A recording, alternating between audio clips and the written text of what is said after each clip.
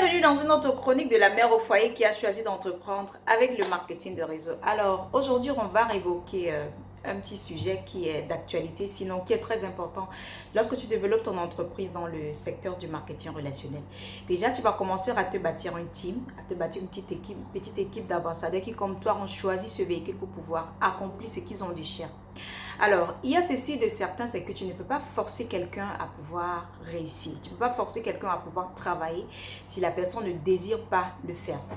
Moi, j'ai constaté en fait qu'il y a certains traits de caractère qu'on recherche, il y a certains traits de caractère qui sont identifiants par rapport à, j'aurais envie de dire, nos key players. Parce que quand on bâtit une équipe, c'est parfois difficile de savoir avec qui est-ce que je vais davantage, à qui est-ce que je vais davantage consacrer beaucoup plus de temps qu'à une autre.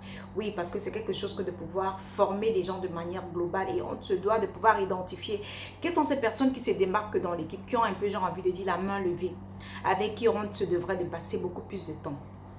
Alors, il y a trois traits de caractère qui sont assez importants.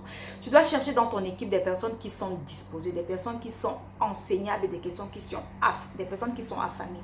Tous ces traits de caractère, on ne peut pas forcer. Tu ne peux pas forcer quelqu'un à être disposé. Tu ne peux pas forcer quelqu'un à avoir la faim, la rage de réussir. Et tu ne peux pas forcer quelqu'un à être enseignable. Mais il y a une manière de savoir qui dans mon équipe, qui dans ton équipe est la personne qui a un peu ces traits de caractère. Et la seule façon de savoir, c'est de donner de temps en temps des petits des devoirs. J'ai envie de dire, just give your homework. Donne des petits devoirs à quelqu'un. Peut-être tu vas lui dire, ok, cette semaine ou alors aujourd'hui, va essaye d'envoyer ce message à 10 personnes de ton répertoire. Voilà, quand la personne répond ceci, fais ceci. Quand la personne, tu donnes donc des devoirs comme ça de manière globale. Et des personnes qui vont revenir, et tu leur dis, ok, lorsque tu l'as fait, reviens me voir avec le résultat que tu as obtenu. Lorsque la personne revient te voir, tu comprends que c'est une personne qui est enseignante, que c'est une personne qui est affamée. Et c'est une personne qui a un peu la rage de réussir. Pardon. Une fois qu'elle revient te voir avec le résultat du devoir que tu lui as donné, tu lui donnes une autre.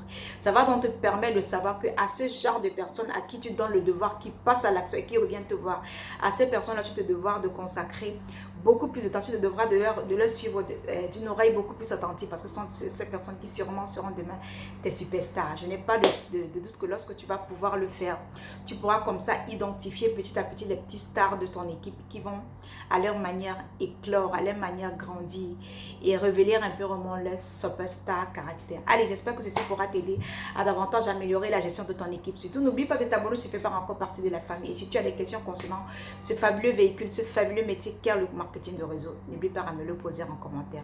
Bonne journée!